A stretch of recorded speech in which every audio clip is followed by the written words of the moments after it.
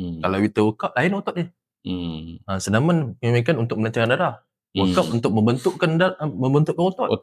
Tapi kalau kita bermain sukan, kita untuk kardiovaskular, jantung ataupun paru-paru, tulang.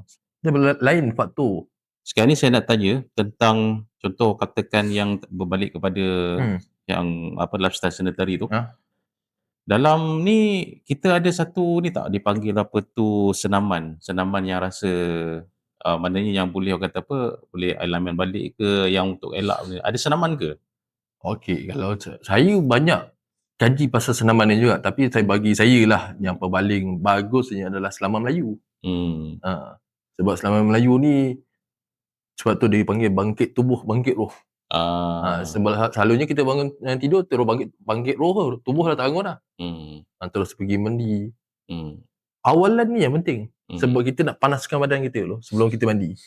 Kita kena panaskan badan, lepas tu baru kita boleh sejukkan.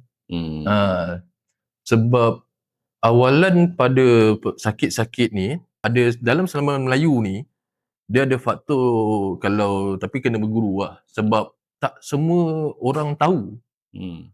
Selaman Melayu ni, kebanyakan yang kita tahu semuanya ekstrim. Tu yang tak boleh buat. Dia ada awalan dia.